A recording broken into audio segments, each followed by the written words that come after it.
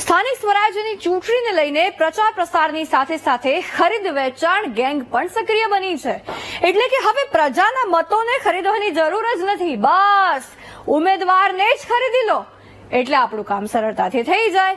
આવું ભાજપ કરી રહ્યું છે અને આક્ષેપ કોંગ્રેસ લગાવી રહ્યું છે।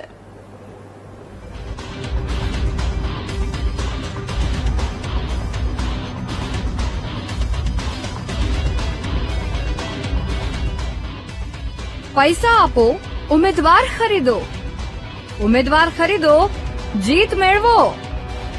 આવું જ કંઈક સ્થાનિક સ્વરાજ્યની ચૂંટણીમાં થઈ રહ્યું છે, જેમાં ફોર્મ પરત ખેંચવાની છેલ્લી તારીખે કોંગ્રેસ અને આપ અને અન્ય અપક્ષ ઉમેદવારોને એક પછી એક ઝટકા લાગ્યા છે, કારણ કે છેલ્લા દિવસે તેમના ઉમેદવારોની વિકેટ ખડી પડી છે।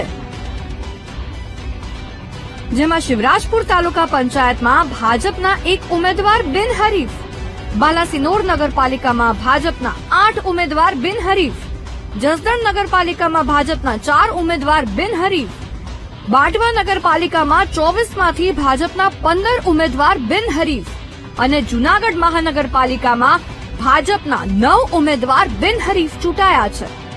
આવી રીતે અનેક જગ્યાએ કોંગ્રેસ અને અપક્ષ ઉમેદવારોએ પોતાના ફોર્મ પરત ખેંચ્યા છે, એટલે ચૂંટણી પહેલા જ ભાજપમાં જશ્નનો માહોલ છવાયો છે। પરંતુ કોંગ્રેસે આને લોકશાહીનું અપમાન ગણાવ્યું છે, કારણ કે કોંગ્રેસના ઉમેદવારોએ ફોર્મ પરત ખેંચ્યા, અપક્ષ ઉમેદવારોએ અંતિમ ઘડીએ ફોર્મ પરત ખેંચ્યા, પરંતુ એક પણ ભાજપના ઉમેદવારે ફોર્મ પરત નથી ખેંચ્યું, જે દર્શાવે છે કે ભાજપના નેતાઓએ કોંગ્રેસ અને અપક્ષ ઉમેદવારોને ખરીદી લોકશાહીનું અપમાન કર્યું છે। આવું અમે નહીં, કોંગ્રેસના નેતાઓ કહે છે।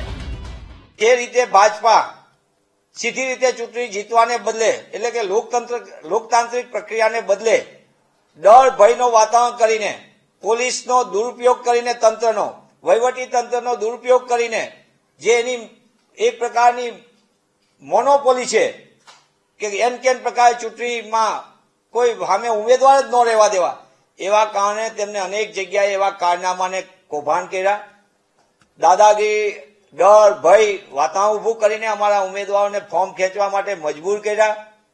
લોભ લાલચ સિવાય સૌથી મોટું ડર અને ભયનું વાતાવરણ કોડીનારની અંદર હોય કે પછી ધરમપુરની અંદર અમારા ઉમેદવારોનું અપહરણ હોય કે હળવદ નગરપાલિકાની અંદર માગવા છતાં પોલીસ રક્ષણ ન આપવું, અમારે અધિકારીઓ આગળ કહીએ તો અધિકારીઓ પારદર્શક ચૂંટણી કરવાને બદલે, એમની ફરજ સંભાળવાને બદલે ભાજપાના ખેસ પહેર્યા વગરના કર્મચારીઓ હોય તે રીતે, એમના કાર્યકરો હોય તે રીતે કામ કરવાની અનેક જગ્યાએ ફરિયાદો અમને મળી છે।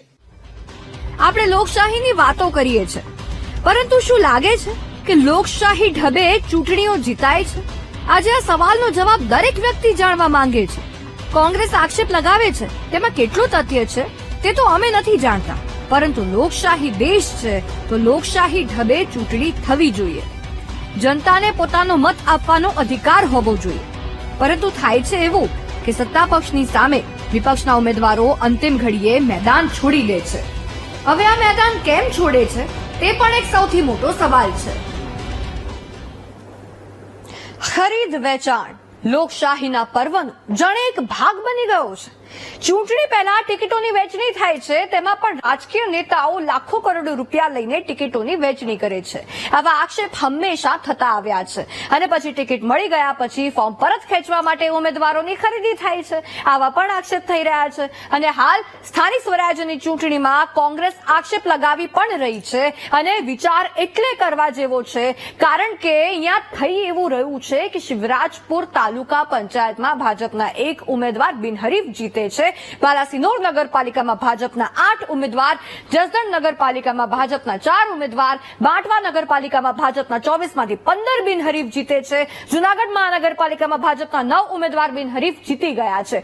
કુલ ચૂંટણી થઈ નથી, ભાજપના 215 ઉમેદવાર બિનહરીફ જીત મેળવી લે છે અને જે ઉમેદવારોએ ફોર્મ પરત ખેંચ્યા એમાં કોંગ્રેસ, અન્ય પક્ષો, અપક્ષના ઉમેદવાર હતા, પણ ભાજપનો એક પણ ઉમેદવાર ન હતો। सब पैसों का खेल है बाबू भैया। ત્યાર સુધી જનતાના મતોની ખરીદી થતી હતી, પરંતુ હવે તો ઉમેદવારો જ આખા ખરીદી લેવામાં આવે છે, જેથી મતદાન વગર જ ચૂંટણી જીતી શકાય। જો કે કોંગ્રેસના આક્ષેપમાં કેટલું તથ્ય છે તે તો અમે નથી જાણતા, પરંતુ જો આવું થઈ રહ્યું છે તો ચૂંટણી પંચે વિચારવા જેવું પણ છે, કારણ કે કોઈ ઉમેદવાર અંતિમ ઘડીએ પોતાની ઉમેદવારી પરત ખેંચી લે, અને તે પણ વિપક્ષ ઉમેદવારી પરત ખેંચે એટલે નવાઈ તો લાગવાની જ છે।